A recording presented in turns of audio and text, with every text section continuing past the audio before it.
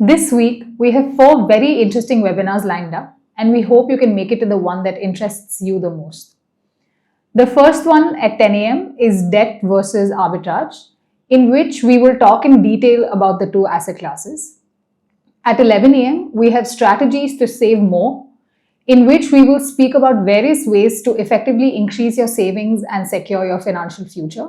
At 12, we have a webinar on India's capital cycle, which will talk in detail about the current capital cycle of India and the valuation of the markets. We have another very interesting webinar at 12, Setting a PMS Milestone, which will explore the strategic decisions that one needs to take to shape a successful PMS. We hope to see you all there.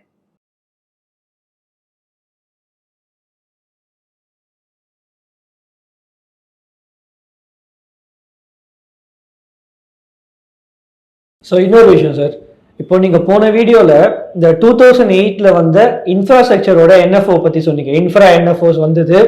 So ஒரே மாதத்தில் நல்லா மேலே போச்சு. So அதுக்கப்புறமா 1.5 வருஷத்தில் திவால் ஆச்சு இதெல்லாம். ஸோ நம்மளும் இன்ஃப்ராவில் இன்வெஸ்ட் பண்ணோம். லாஸ்ட் சைக்கிள் நம்ம ரொம்ப நல்லாவே ப்ளே பண்ணோம்.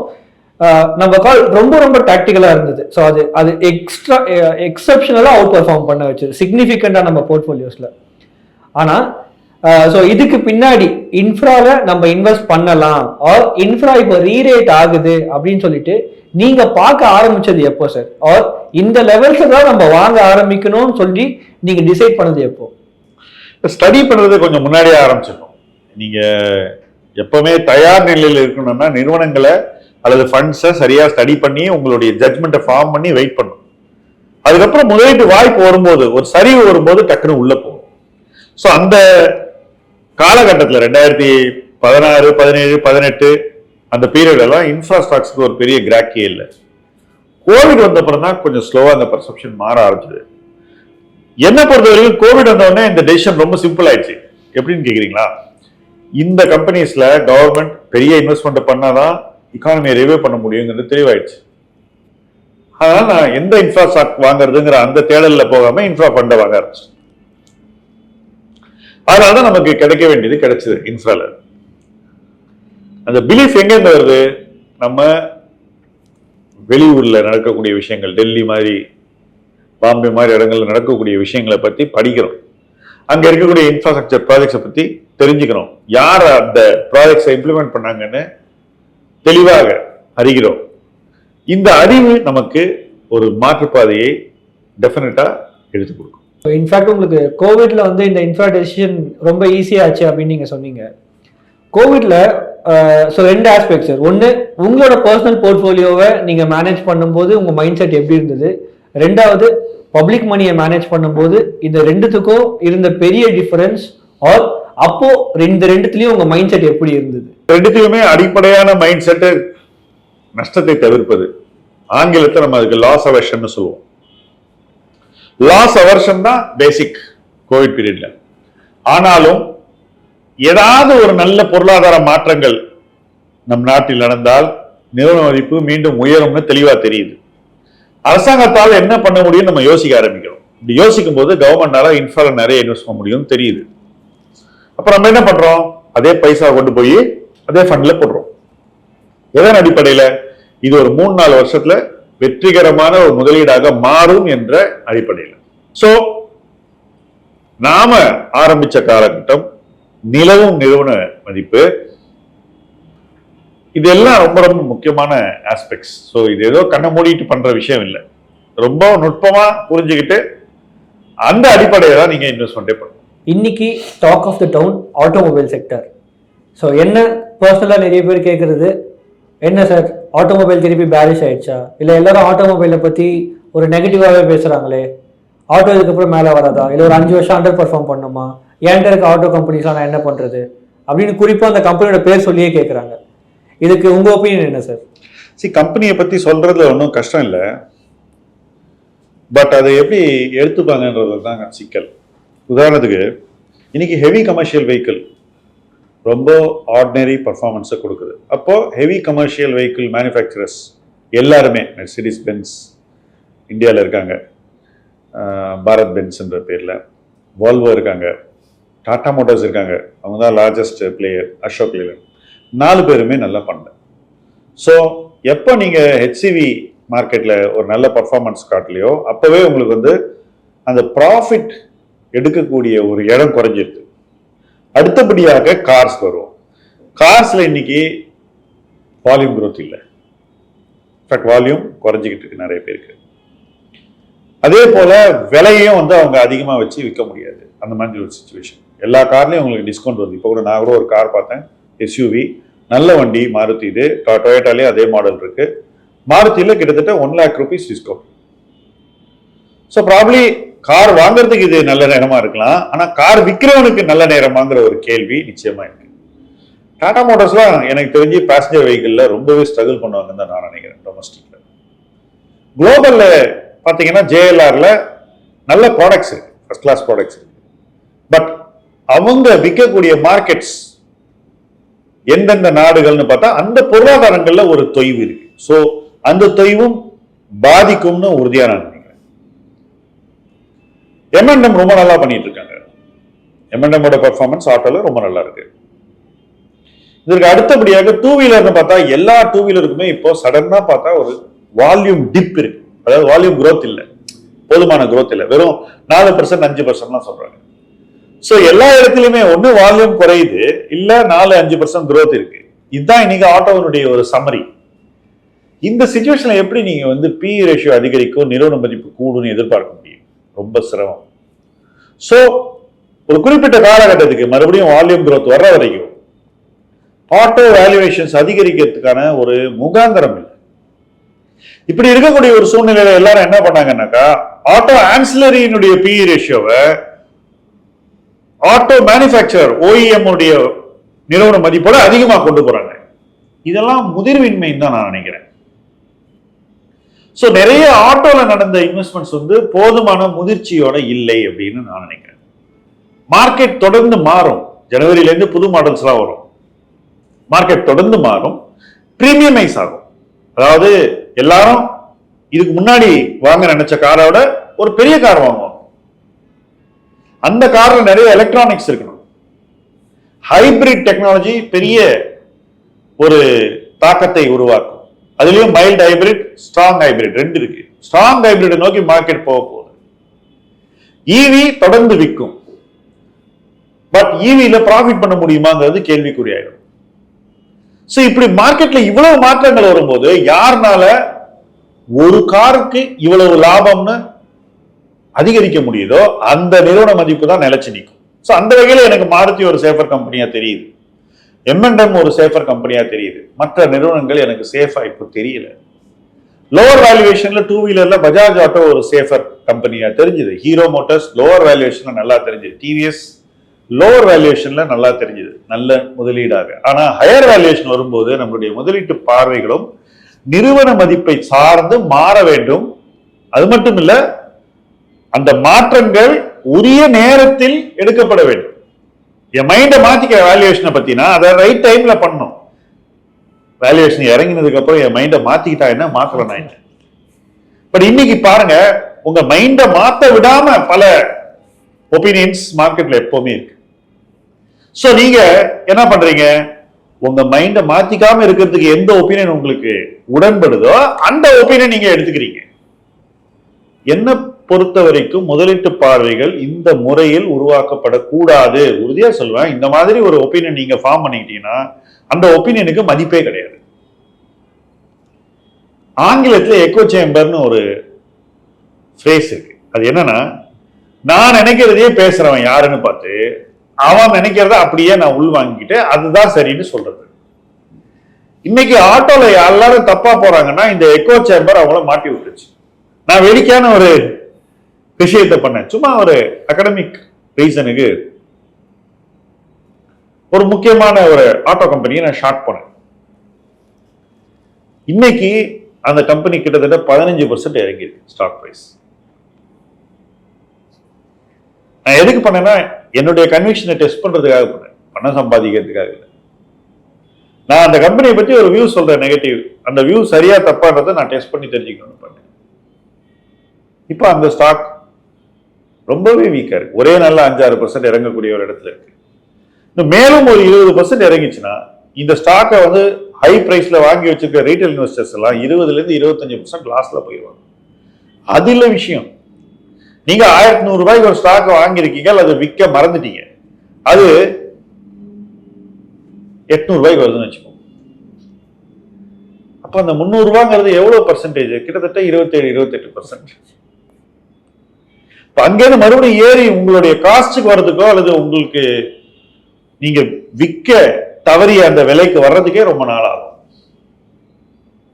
சோ ஆட்டோல இன்வெஸ்ட் பண்ணும்போது யோசிச்சு பண்ணணும். என்ன பொறுத்த வரைக்கும் எந்த கம்பெனிக்கு பர் கார் ப்ராஃபிட் நல்லா இருக்கோ, ஒரு கார் வித்தா யாருக்கு லாபம் அதிகமா இருக்கோ அந்த கம்பெனி தான் நல்லா பண்ணும். அந்த வகையில இன்னைக்கு பெஸ்ட் பர்ஃபார்மிங் ஸ்டாக்காக இந்தியாவில் டொயோட்டா தான் இருக்கும். பட் இந்தியாவில் டொயோட்டா இல்ல, லிஸ்ட் ஆகல. ஸோ நீங்க டொயோட்டா வாங்கினா நீங்க போய் ஜப்பான்ல தான் வாங்கணும். அதான் இன்னைக்கு ஆட்டோல இருக்கக்கூடிய ஒரு வியூ. இதுக்கு அடுத்தபடியாக பெஸ்ட்னு என்ன கேட்டாக்கா மாருதி எம்என்டமும் சொல்லுவார். பிகாஸ் இது வரைக்கும் நல்லா பண்ணிட்டு இருக்காங்க. பட் இதெல்லாம் க்ளோஸா வாட்ச் பண்ண வேண்டிய விஷயங்கள். இது எதுவுமே முதலீட்டு பரிந்துரைகள் இல்லை. ஒரு புரிதலுக்காக நான் இந்த பெயர்கள் எல்லாம் சொல்றேன். பெயரை சொல்லாம ஒரு உதாரணத்தை சொன்னா உங்களால அதை புரிஞ்சுக்க முடியாது. இந்த கம்பெனிஸுக்கும் மறுபடியும் ஒரு டஃப் டைம் வந்துச்சுன்னா இன்னும் மேலும் அவங்க வீக்கன் ஆவாங்க. அந்த ரிஸ்க் இப்போ இருக்கு. Okay sir. ஸோ இப்போ நீங்கள் எம்என்டம் மாருதி அப்படின்னு சொன்னீங்க. ஸோ இது நீங்கள் சஜஷனாக சொல்லலை, அவர் நான் ஸ்டாக் டிப்பாக சொல்லலை, ஜஸ்ட் நீங்கள் புரிஞ்சுக்கிறதுக்காக சொல்கிறேன் அப்படின்னு சொல்கிறீங்க. ஏன் சார் நீங்கள் ஸ்டாக் டிப்பாக சொல்ல மாட்டீங்க? நீங்கள் இவ்வளோ அனலைஸ் பண்ணுறீங்க, உங்கள் போர்ட்ஃபோலியோஸ் இருக்கும். ஸோ நீங்கள் இந்த மாதிரி மற்றவங்க எஜுகேட் பண்ணணும்னு பேசாமல் டேரெக்டாக ஸ்டாக் டிப்ஸாகவே பேசிடலாமே. இந்த டிப்பு கொடுக்கறதுல என்ன பிரச்சனைனாக்கா, இப்போ நிறைய பேர் டிப்பு கொடுக்குறாங்க. நான் வந்து மார்க்கெட்டுக்கு வந்த நாள்ல இருந்து டிப்பு கொடுக்குறவனை பார்த்துட்டு இருக்கேன். கிட்டத்தட்ட ஒரு 35 வருஷமா இந்த டிப்பு கொடுக்குற அறிவாளிகளை நான் பார்த்துட்டு தான் இருக்கேன். இவன் ஒரு விலையில வாங்க சொல்லுவான். சரி, ஒரு ஸ்டாக் வந்து 25 ரூபாயில சீப்புன்னு சொல்லுவான். எல்லாரும் அதை பார்த்துட்டு இருப்பாங்க. 25 ரூபாயில யாரும் வாங்க மாட்டாங்க. 50 ரூபா போகும், ஒரு கொஞ்சம் பேர் வாங்குவான். 75 ரூபா போகும், இன்னும் கொஞ்சம் பேர் வாங்குவான். 100 ரூபா போகும்போது அத்தனை பேர் வாங்குவான். இந்த டிப்பு கொடுத்தவன் என்ன பண்ணுவான் தெரியுமா? 100 ரூபாயில வித்துருன்னு சொல்ல மாட்டான். பாத்தியா, நான் 25 ரூபாயில சொன்னேன், 4 மடங்கு வந்துருச்சு, இப்ப நான் சொல்றதெல்லாம் நீ கேட்கணும்னு சொல்லுவோம். ரைட்? அல்லது நான் சொன்னது ஏறி இருக்கு, அதனால நான் சொல்றதை நீ கேளு அப்படின்ற மாதிரி ஒரு ஃபாலோயிங் பில்ட் பண்ண முயற்சிப்பான். இது யூடியூப்லாம் இல்லாத காலத்திலேயே சும்மா ஒரு இடத்துல உட்காந்து 4 பேர் பேசினாலே இந்த ஒரு பிஹேவியரை நான் தொடர்ந்து பார்த்து வர்றேன். இதுல முக்காவாசி பேர் மேல வாங்கி ஏமாறுறதுதான் நடக்குது. நம்ம எவ்வளவுதான் வான் பண்ணா கூட தப்பான விலையில போய் வாங்குறதுங்கிறது நடக்கும்ன்றது என்னுடைய கருத்து. அதுதான் என்னுடைய எக்ஸ்பீரியன்ஸும் சரி. சோ யாருக்கிட்டே ஒண்ணு சொல்லும் போது அவங்க தப்பா வாங்கி நஷ்டம் பண்ணிட்டா அதுக்கு நாம மறைமுகமாக பொறுப்பாளி ஆயிடும். அவருதான் முடிவு எடுக்கிறார், நம்ம அவரை வாங்க சொல்லல. பட் அந்த முடிவுக்கு நாம மறைமுகமா பொறுப்பாளி ஆயிடும். அவர் லாஸ் ஆச்சுன்னா நான் தான் தப்பு பண்ணேன்னு சொல்ல போறாரா? இல்ல, இன்னார் இந்த பரிந்துரையை சொன்னார், இவரு கொடுத்த டிப்ல தான் வீணா போயிட்டேன் அப்படின்னு தான் சொல்லுவார். சோ இந்த ஒரு பழிச்சொல்லுக்கும் பாவத்துக்கும் எதுக்கு ஆளானோ அவசியமே இல்லை. அதுதான் என்னோட பேசிக் பாயிண்ட் ஆஃப் வியூ. நான் நிறைய கம்பெனிஸை பத்தி வார்ன் பண்ணேன். ஆக்சுவலா டைரக்டாவே வார்ன் பண்ணேன். உதாரணத்துக்கு ஐடிஎஃப்சி ஃபர்ஸ்ட் பேங்கை பத்தி நான் சொன்னேன். சொன்னப்ப எத்தனை பேர் என்கிட்ட வந்து வேண்டாத வார்த்தைகள்லாம் கமெண்ட் செக்ஷன்ல போட்டுருக்கேன். எனக்கு என்ன ஐடிஎஃப்சி ஃபர்ஸ்ட் பேங்க் மேல ஏதாவது விரோதமா? ஒன்றும் கிடையாது. அவங்க லெண்ட் பண்ற விதத்தை பார்க்கும்போது நிச்சயமா வந்து என்பிஏ வரும் நான் நினைக்கிறேன். இப்ப என்பிஏ வந்துருச்சு. இப்ப இன்னைக்கு யாருக்குமே கான்பிடன்ஸ் இல்லை. அண்ட் டிப்பு கொடுக்குறவங்க ஒரு விஷயம் பண்ணுவாங்க. நிறைய கம்பெனி சொல்லுவாங்க, 25 கம்பெனி சொல்லுவாங்க, அதுல 5 கம்பெனி ஜெயிக்கும், 20 கம்பெனி தோக்கும். இந்த 20 கம்பெனி தோத்தது பாருங்க, அதை பத்தி பேசவே மாட்டாங்க. இந்த 5 கம்பெனியை பத்தி தான் பேசுவாங்க. ஆனா அவங்க டிப்பை கேட்டு வாங்குறவங்க இந்த 20 கம்பெனி தான் அதிகமா வச்சிருப்பாங்க. அவங்க கிட்ட இந்த 5 கம்பெனி இருக்காது. சோ அதுக்கெல்லாம் யார் பொறுப்பு சொல்லுங்க? மற்றவங்களை நஷ்டம் அடைய வைப்பது என்பது டிப்பு கொடுக்கிறவங்களுக்கு ரொம்ப சர்வசாதாரணமாக நடக்கக்கூடிய ஒரு சம்பவம். அந்த சம்பவம் யாருக்கு நடக்குது? ஸ்மால் இன்வெஸ்டருக்கு சம்பவம் நடக்குது. அது நடக்கக்கூடாதுங்கிறதா என்னுடைய விருப்பம். அந்த மாதிரி ஒருத்தருக்கு ஒரு கஷ்டம் வரக்கூடாது. அதனால்தான் நம்ம அந்த இடத்துக்கு போகக்கூடாது. இப்படி பண்ணாக்கா என்ன விளைவு வரும்னு எனக்கு தெரியும். அதனால அதை தவிர்க்க. புரியுது சார். ஸோ இப்போ அடுத்த மிஸ்கான்செப்ஷன் காமனாக இருக்கிறது ரீட்டைலர்ஸ் கிட்ட அப்படின்னா ப்ரொமோட்டர்ஸ் மேலே இவங்களுக்கு இருக்க அந்த ஒரு ஒரு ஒரு ஒரு அஃபெக்ஷன் இல்லை ஒரு ஃபாண்ட் அந்த மாதிரி சொல்லாமே. இந்த ப்ரொமோட்டர்னா என்ன கம்பெனி என்ன வேல்யூவேஷன் இருந்தாலும் நம்ம தைரியமாக வாங்கலாம் ப்ரொமோட்டர் மட்டும்தான் ஒரே ஒரு ஆஸ்பெக்ட் நான் பாக்குறது. இஃப் நல்ல ப்ரொமோட்டர், அந்த ப்ரொமோட்டர் மேல எனக்கு ஒரு பெரிய மரியாதை இருக்கு, நான் அந்த கம்பெனியை வாங்கிடுவேன் அப்படின்னு சொல்றாங்க. அது எந்த அளவு சார் ஒர்க் ஆகும்? Very good promoter, very bad business. பல தருணங்கள்ல இது நடக்கும். ஒரு நல்ல குழுமம் கூட ஒரு மோசமான தொழிலில் ஈடுபடலாம். அப்ப அந்த மாதிரி ஒரு சூழ்நிலையில அந்த நிறுவனத்தின் எதிர்காலத்தை தீர்மானிக்க போகிறது இந்த ப்ரமோட்டரினுடைய பெயரா அல்லது அந்த தொழிலினுடைய ஃபண்டமெண்டலா? Always when a very good founder or promoter meets a very bad business, it is always the business that wins னு ஒரு கொட்டேஷன் இருக்கு. அப்போ நீங்க கண்ணை மூடிக்கிட்டு ஒரு பேட் பிசினஸ்ல ஒரு குட் ப்ரமோட்டருக்காக ஒரு ஷேரை வாங்கினீங்கன்னா யூஸ்வலா அது உங்களுக்கு தோல்வியில முடிய வாய்ப்புகள் அதிகம். ஸோ கண்மூடித்தனமான இந்த ப்ரமோட்டர் சார்ந்த மரியாதையை நாம வளர்த்துக்க கூடாது. அதை ஒரு கட்டுக்கோப்பான ஒரு இடத்துல வைக்கணும். பட் முக்காவாசி பேர் அதுல தவறிடுறாங்க. நானே பார்த்திருக்கேன். உதாரணத்துக்கு சொல்றேன், சில குரூப்ஸ் மேல பயங்கர மரியாதை இருக்கும். தமிழ்நாட்டில் எடுத்துக்கிட்டீங்கன்னா டிவிஎஸ், முருகப்பா, அந்த மாதிரி குரூப்ஸ் மேல மரியாதை. கொஞ்சம் பாம்பே சைடு போனீங்கன்னா டாடா. இப்ப இந்த குரூப்ஸ் எல்லாம் நல்ல குரூப்பான்னு கேட்டீங்கன்னா டெஃபினட்டா நல்ல குரூப் தான். சந்தேகத்துக்கிட்ட decent groups, decent managements. But அவங்க எது செஞ்சாலும் சரியாயிடுமா? அவங்க நிறுவன மதிப்பு எவ்வளவு பண்ணாலும் பரவாயில்லையா? அவங்க டச் பண்ணா ஒரு பிசினஸ் அப்படியே ஜெயிச்சிருமான்னு கேட்டா உறுதியா கிடையாது. எத்தனையோ தொழில்கள்ல டாடா குரூப் ஃபெயில் ஆயிருக்கு, இன்னும் ஆயிட்டு இருக்கு. பட் அவங்க நேஷன் பில்டிங்ன்ற ஒரு ஆங்கிள் இருந்து பணத்தை செலவு பண்ணி இன்வெஸ்ட் பண்ணி நிறைய விஷயங்கள் பண்ணுவாங்க. எல்லா குரூப்புக்குமே சில தொழில்கள் பண்ண வராது. உதாரணத்துக்கு நான் சொல்றேன், இன்னைக்கு முருகப்பா குரூப்புக்கு ரீட்டைல் பிசினஸ் பண்ணவே வராது. ஏன்னா அதுக்கு நிறைய செலவு பண்ணோம், நிறைய அட்வர்டைஸ் பண்ணோம். அதெல்லாம் பண்ணாதான் ஜெயிக்க முடியும். பட் அவங்களுக்கு செலவு பண்ணி ஒரு பிசினஸ் க்ரோ பண்றதுங்கிறது எளிதில் வரக்கூடியது இல்லை. அவங்களுடைய நேச்சருக்கு அது சரி வரல. ஸோ அவங்க எங்கெல்லாம் ரீட்டைல் பேசிங் பிசினஸ் பண்ணாங்களோ அதுல எல்லாம் அவங்க தோத்து போயிட்டாங்க. இப்போ கண்ணை மூடிக்கிட்டு அந்த மாதிரி ஒரு ரீட்டைல் பிசினஸ் நீங்க போய் வாங்கினீங்கன்னாக்கா நீங்களும் அந்த பிசினஸ் ஜெயிக்கிற வாய்ப்பை நழுவ விட்டுருங்க. வேற B2B, பிசினஸ் டு பிசினஸ் நடக்கக்கூடிய பிசினஸ்ல அவங்க ரொம்ப நல்லா பண்ணுவாங்க. இப்போ அந்த மாதிரி பிசினஸ் அவங்க ஸ்ட்ரென்த் இதான்னு சொல்லி அங்க போய் ஒரு சரியான வேல்யூவேஷன்ல வாங்கினா நீங்க ஜெயிப்பீங்க. அதுலயும் வேல்யூவேஷன் ரொம்ப முக்கியம். குரூப்பினுடைய பெயர் முக்கியம் இல்லை, நிறுவன மதிப்பு எவ்வளவு கொடுக்குறீங்கன்றது ரொம்ப ரொம்ப முக்கியம். ஸோ நிறுவன மதிப்பை நீங்க கண்ட்ரோல்ல வச்சாதான் ஒரு நல்ல குரூப்ல கூட நீங்க போய் ஜெயிக்க முடியும். இப்ப இன்னைக்கு டாடா எல்எக்ஸி மிகச்சிறந்த நிறுவனம், எல்லாருக்கும் தெரியும். ஏன் இவ்வளவு பேர் லாஸ்ட்ல இருக்காங்கன்னு யோசிச்சு பாருங்க. விடை ரொம்ப எளிதில் கிடைக்கும். நிறுவன மதிப்பு அதிகமாக கொடுத்து வாங்கினாங்க. இப்ப டைட்டன்லயே நிறைய பேர் லாஸ் பண்ண போறாங்கன்னாக்கா, ஏன்னாக்கா டைட்டன் கம்பெனி மேல எந்த தப்பும் கிடையாது, நம்ம கொடுக்கிற நிறுவன மதிப்பு தான் பிரச்சனை. சோ இந்த குரூப் அப்படின்ற அந்த ரெப்புடேஷனுக்கு நீங்க பிரீமியம் கொடுக்காம ஒரு மாடஸ்ட் வேல்யூவேஷன்ல வாங்கினாதான் லாபம் கிடைக்கும். ரொம்ப அதிகமான பிரீமியம் கொடுத்துட்டா நஷ்டமே வரும். இதை இன்வெஸ்டர் தெளிவா புரிஞ்சுக்கணுங்கிறதா என்னுடைய எதிர்பார்ப்பு. சரி, இதுக்கு அப்படியே கான்ட்ராவா இப்போ ஒரு சில ப்ரொமோட்டர்ஸ் மேல இவங்களுக்கு ஒரு ஹெசிடேஷன் இருக்கும். ஆனா அந்த பிசினஸஸ் நல்ல பிசினஸஸா இருக்கும். மீன்வேல் ரொம்ப அட்ராக்டிவ் வேல்யூஷனா வரும்போது அதுல இவங்க இன்வெஸ்ட் பண்ண மாட்டாங்க. ஸோ அந்த மாதிரி ஆகிற இடத்துல அவர் அந்த மாதிரி நீங்க ஏதாவது எக்ஸ்பீரியன்ஸ் பண்ணிருக்கீங்களா? நிறைய முக்கியமா எக்ஸாம்பிள் சொல்லணும், ரிலையன்ஸ் சொல்லலாம். ரிலையன்ஸ் லாஸ்ட் ஒரு 20 இயர்ஸ்ல எவ்வளவு அசெட் பேஸ் இன்க்ரீஸ் பண்ணிருக்காங்கன்னு பாருங்க. சொத்துக்கள் எவ்வளவு உருவாக்கியிருக்காங்க.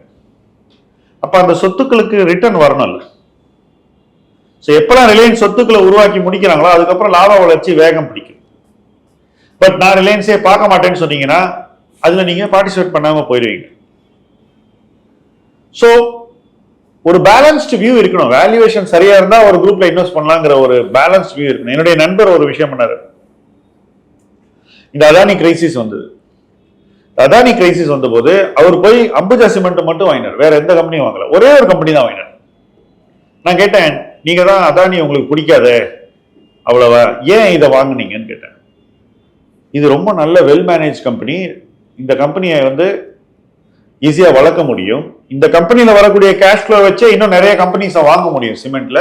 அதனால இன்னைக்கு இருக்கக்கூடிய பிரைஸ்ல ஏதோ ஒரு 400 சம்திங் இருக்குன்னு வச்சுக்கோங்க, 420 430 அந்த பிரைஸ்ல நான் வாங்குறேன் அப்படின்னு சொன்னாங்க. இந்த கிளாரிட்டி. பிசினஸ் எப்படி இருக்கு, இந்த பிசினஸை இவங்க கெடுக்காம ரன் பண்ணுவாங்களா? நிறுவன மதிப்பு எனக்கு சாதகமா இருந்தா டெஃபினட்டா இந்த பிசினஸ்ல என்னைக்கா ஒரு நாள் வேல்யூவேஷன் ரிலீஸ் ஆகும். அந்த வியூ எடுக்கிறார், ஜெயிச்சிட்டார். பிஎஸ்சியிலேயே அந்த வியூ தான் எல்லாரும் எடுத்துக்கணுங்கிறது என்னுடைய கருத்து. நீங்க வந்து கவர்மெண்ட் ரன் பண்ணக்கூடிய கம்பெனிஸை எவ்வளவுதான் இழிவுபடுத்த முடியும்? நம்மள நாமே இழிவுபடுத்துக்கிற மாதிரி. ஏன்னா நம்ம சார்பாக தானே பிரசிடென்ட் ஆஃப் இந்தியா ஷேர்ஸை ஓன் பண்றாரு. அப்ப நான் ஓனரா இருக்கக்கூடிய கம்பெனி மட்டமான கம்பெனின்னு நானே சொன்னா எப்படி? அது தப்பு. ஸோ இந்த மாதிரி ஒரு நெகட்டிவ் பர்செப்ஷன்னால தான் இன்னைக்கு நிறைய பேர் பிஎஸ்சி ரேலியை கம்ப்ளீட்டா மிஸ் பண்ணிட்டு மேல போனப்புறம் போய் விழுந்து மாட்டிக்கிட்டாங்க. ஹை பிரைஸ்ல எத்தனையோ பேர் வாங்குறாங்க பிஎஸ்சி. உதாரணத்துக்கு சொல்றேன், ஒரு வாதம் எனக்கு வைப்பாங்க, சார் கொச்சின் ஷிப்யார்ட் பீக்ல இருந்து இவ்வளவு பர்சன்டேஜ் இறங்கிடுச்சு சார்னு ஒருத்தர் சொன்னார். நான் சொன்னேன், பீக்ல இருந்த பிஇ எவ்வளவு பாருங்க, இன்னைக்கு இருக்கிற பிஇ பாருங்க, இன்னைக்கு இருக்கிற வேல்யூஷன் கூட மிகைப்படுத்தப்பட்டது. சோ இந்த தவறான ஆங்கரிங்லாம் ஏன் வருது? ஏன் பாட்டம்ல வாங்கல? ஏன் பாட்டம்ல வாங்கலன்னா, நீங்க ப்ரமோட்டரை பத்தி ஒரு பார்வையை வச்சுக்கிட்டு அந்த பார்வையை முதலீட்டு முடிவுக்குள்ள கொண்டு வந்து வேல்யூவேஷனை சரியா அளவிட தவறிட்டீங்க. அதுக்கப்புறம் என்ன பண்றீங்கன்னா, ஐயோ மிஸ் ஆயிடுச்சு வயிற்றுச்சல்ல வெயிட் பண்ணிட்டு மேல போயிட்டு கொஞ்சம் இறங்கின உடனே அவசரப்பட்டு வாங்குறீங்க.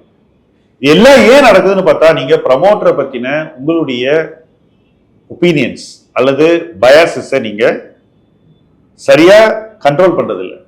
அதை வந்து ஓட விடுறீங்க. அது போன போக்குல போகும்போது அது பின்னாடி நீங்க ஓடுறீங்க. அதனால உங்களுக்கு முதலீட்டு தோல்வி வருகிறது.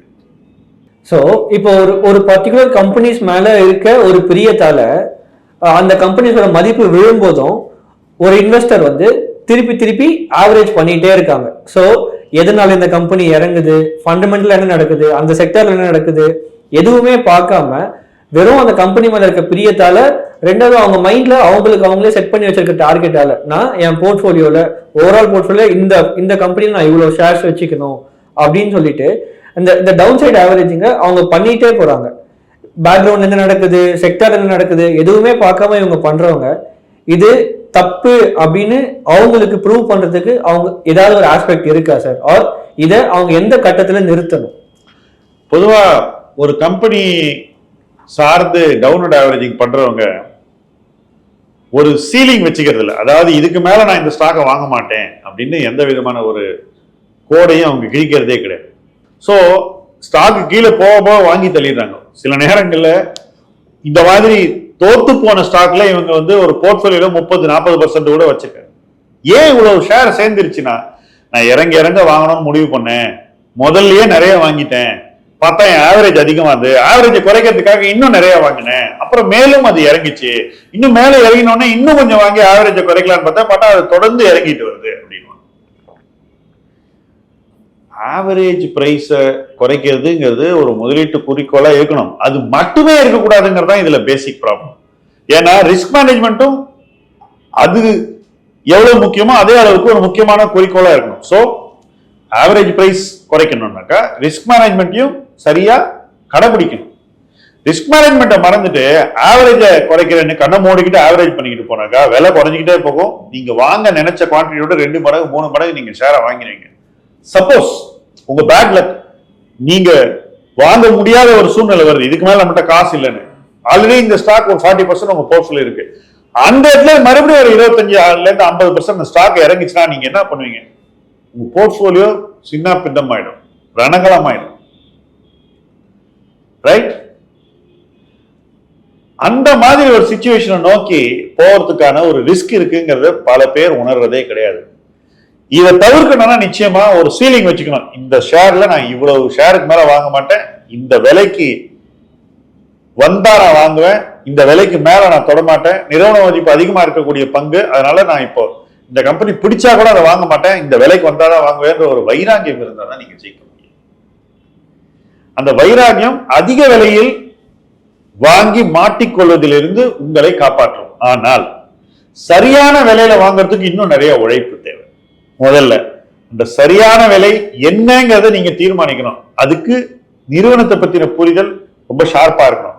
அதே போல இந்த மதிப்பீட்டுல வாங்கினா எவ்வளவு ரிட்டர்ன் வரும்னு அளவிட தெரியணும். இதெல்லாம் இருந்தாதான் நீங்க நல்லா பண்ணுவீங்க.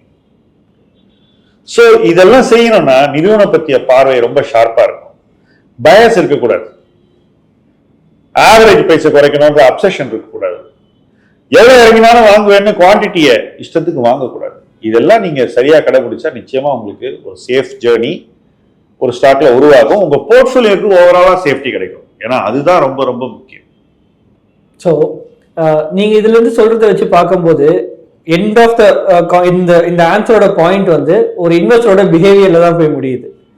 ஸோ உங்களோட இனிஷியல் டைம் ஆஃப் இன்வெஸ்டிங்ல நீங்க பிஹேவியரல் வைஸ் பண்ண ஒரு பெரிய மிஸ்டேக் ஆர் அதுல இருந்து என்னோட இன்வெஸ்ட்மெண்ட் இதுவே டேர்மே மாறிடுச்சு ஆர் என்னோட வியூவே மாறிடுச்சு அப்படின்ற ஏதாவது ஒரு எக்ஸ்பீரியன்ஸ் சார்? அதாவது இந்த கான்ட்ரேரியன் வியூ எடுக்கிறதுங்கிறது ரொம்ப கேர்ஃபுல்லா செய்ய வேண்டிய ஒரு விஷயம். நான் வந்து ஏர்லி ஸ்டேஜஸ்லாம் ரொம்ப சீக்கிரம் கான்ட்ரேரியன் ஆயிடுவேன். அதுக்கப்புறம் நிறைய பேட் நியூஸ் வரும் கம்பெனில. அதுக்கப்புறம் நிறைய பேர் வந்து அந்த கம்பெனியை விற்பாங்க. அப்போ நாம நினைச்சதை விட இந்த கம்பெனி அதிகமாக வரும், நாம இன்னும் நிறைய ஷேர்ஸ் வாங்க வேண்டியிருக்கும். அப்பதான் நமக்கு வந்து நம்மளுடைய காஸ்ட்டை குறைக்க முடியும். ஸோ இந்த கான்ட்ரேரியனா போறதுல ரொம்ப கேர்ஃபுல்லா இருக்கணுங்கிறதா என்னுடைய பேசிக் பாயிண்ட். அதுல நிறைய தவறுகள் நடக்க வாய்ப்பு இருக்கு.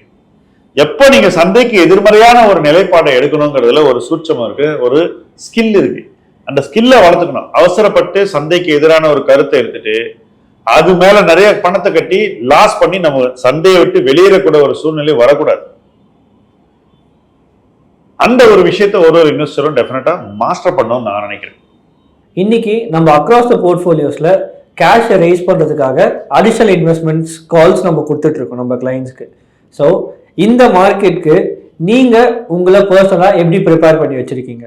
ஃபர்ஸ்ட் நான் இந்த மார்க்கெட்டை ஓவரால் மார்க்கெட்டா பார்க்க மாட்டேன், ரொம்ப ஸ்டாக் ஸ்பெசிபிக் மார்க்கெட்டா பார்ப்பேன். இந்த மார்க்கெட்ல 90% ஸ்டாக்ஸ் மேல ஓவர் வேல்யூடா இருக்கு, 10% தான் அண்டர் வேல்யூட்னு சொல்லலாம். இந்த 10%ல ஒரு 90% தட் இஸ் 9% வந்து குவாலிட்டி வைஸ் நல்ல கம்பெனியா இல்லாம இருக்கலாம். வெறும் ஒரு விழுக்காடு பங்குகள் தான் தரத்தில் சிறந்தவை, மதிப்பீட்டில் நல்ல ஒரு இடத்தில் இருப்பவை. அந்த 1% அடையாளம் காட்டுறதா என்னுடைய நோக்கம்.